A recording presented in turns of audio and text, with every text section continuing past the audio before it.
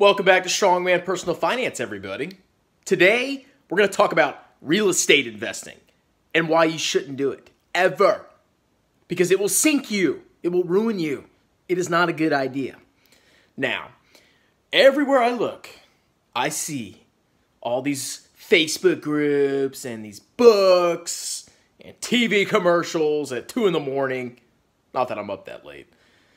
That talk about the wonders of real estate investing. And they try to sell it to you by saying if you don't invest in real estate, then you're just missing all these great tax benefits and you're basically just stupid and a loser if you don't invest in real estate. So you better get up right now and take all your savings and go buy some crappy rental property in some rundown neighborhood. Because if you don't, then you're a loser.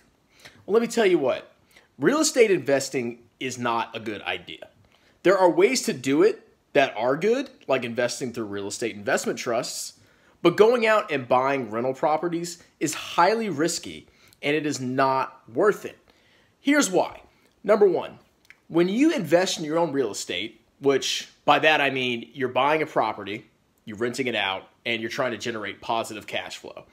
The number one reason you should not do rental property or investing in real estate or whatever is that it is not diversified. There is literally no diversification.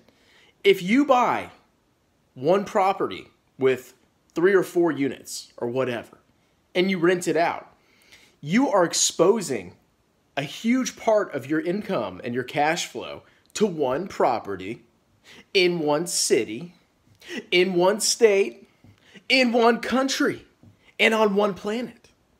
Whereas, if you invest with a real estate investment trust, you are diversified over thousands of properties that are managed by multiple companies. Now compare that. One freaking property or 2 or whatever you're investing in versus thousands of companies. If your investment was a bad choice and you thought you could rent all your units out and you plan your costs to be lower than they actually are, before you know it, you're going to be underwater because every month you got to pay that mortgage payment. And if you're not generating the income that you need to sustain and pay that mortgage payment and generate positive cash flow, you're paying money into this investment. Or if there's a huge expense that you couldn't project, you're screwed. So you don't want to risk your entire life savings on 1, 2, 3, 4 rental properties. It is not diversified. All you have to do is literally go and buy a real estate investment trust, which is, you can do an ETF or an index fund or whatever, and you buy it inside an IRA, tax advantage account, or in your 401k if you have one, and boom, it's tax-free. All the rental income is tax-free. You don't have to worry about it. You're never going to go below zero. Worst comes to worst, and you're highly diversified. That's number one, diversification. Number two, real estate investing is capital intensive. Yes, you can invest in rental properties and be highly leveraged, which means you're putting small down payments and you're going to have a higher mortgage payment on your property. But most, less risky real estate investors are going to put a lot of money down on their property, maybe 20%. So they can actually make sure they generate positive cash flow. Now, what's wrong with that? Well, number one, that 20% of a house is a lot of freaking money. And what are you doing with that 20%? You're flopping it into a house, and it's just going to sit there as home equity. And it's barely going to increase with inflation. So if you put $40,000 into one freaking house, you're locking away that money. You can't use it. It's locked away unless you take out a freaking home equity loan. And it just sits there, and it barely beats inflation if it does at all. Or it may even drop if rental property values drop in your area. Well, what could you do with that instead? Well, you could max your IRA, you can max your spouse's IRA, you could buy broadly diversified index funds in a taxable account if you've maxed out all your tax advantage accounts, and you can make that money work for you a lot better and have much greater returns. But if you're locking away all of your spare cash in 1 or 2 units, what is it doing for you? It helps you save a couple $100 at most in mortgage payments, and it sits there, and it's illiquid, and it barely increases in value. So no, you don't want to do real estate investing just because it's capital intensive. You're putting a lot of money in one or two assets that are not diversified, as opposed to a real estate investment trust. What's the next thing? What's number 3 of why I don't think you should invest in real estate? Well, simply, it's because most people suck. Most people who invest in real estate are not successful. And that's because they don't know what the hell they're doing. Now, you may think if you watch a YouTube video and you read one book and you did some highlighting, that you're suddenly a master at real estate investing. That you actually know how to pick a property and buy it at the right price and calculate what your expenses are and how long you'll be able to rent it. But real estate investing goes on a lot of assumptions. Number 1, that the property will hopefully appreciate over time. Number 2, that your property won't be vacant more than your expectations. Let's say you plan a 5% vacancy rate, but you misjudge and suddenly it's a 10% vacancy rate. Well, your cash flow projections suddenly go from positive to negative. You're also assuming that you can plan how much your repair expenses are going to be. But what if you check out a new house and everything seems good, and then, oh my God, 3 months later you find out there's termites, and you got to replace the roof. Well, what do you think you have to do? You have to sink thousands of more dollars into one property to fix that crap, and that completely destroys your cash flow.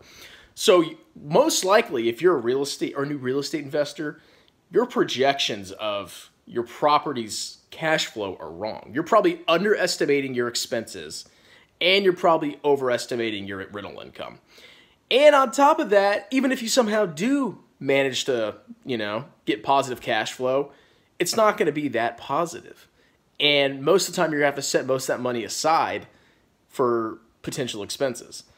So there is a good chance that if you start real estate investing, you're going to have negative cash flow. You're going to be throwing money into a freaking property, and that's really going to put you in danger. I mean, think about it. Think if the economy collapses and you can't rent, 1 or 2 of your units, or the cash flow stops coming in because people can't pay their rent.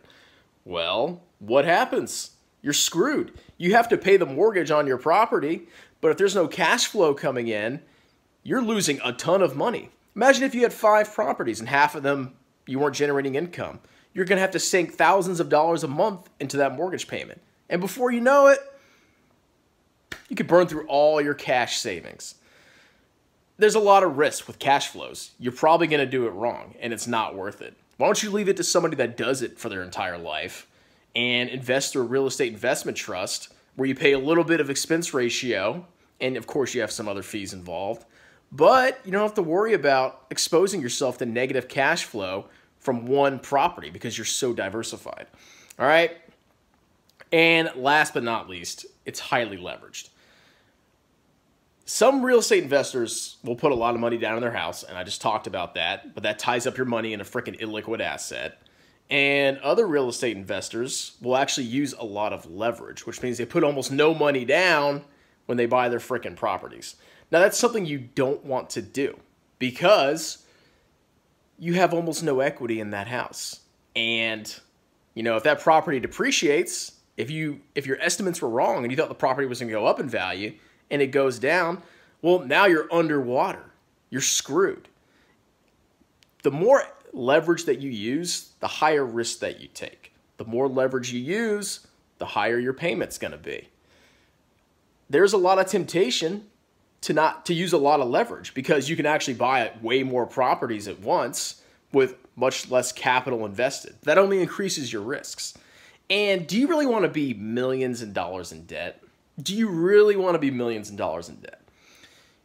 If you invest in multiple properties, you're going to have the house, which is an asset that hopefully generates cash flow for you, but you're also going to be in massive debt. And if you made 1 or 2 wrong calls on your 1 or 2 rental properties, you're screwed and you're in massive debt. And compare that to buying a real estate investment trust or investing in a real estate investment trust ETF. How much money are you going to lose? Are you in debt? No, you're not. If the entire world exploded in a nuclear war or whatever, or the entire economy collapsed and communism came, whatever, The worst that your ETF could possibly go down is to zero. Whereas if you screw up on a rental property, you're personally liable for potentially hundreds of thousands or millions of dollars in debt. You're in the red. So just heed these warnings, okay? I know real estate, people hype it up, and people are successful. It's true. But they're few and far between. That's how life works. The vast majority of people suck and fail at stuff, and there's a very small minority that succeed.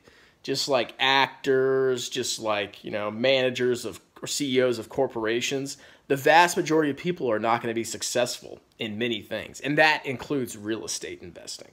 So do not go and buy freaking rental properties. And if you want to, if you really have to, start with one that's not really capital intensive and see how you like it, okay? See how you like dealing with tenants and repairs and all that extra time you have to sink into it and all the BS that goes with it. Or you could just invest in broadly diversified stock index funds and you don't have to worry about it and you're not going to go into debt. Okay? Think about it. You guys have a good day.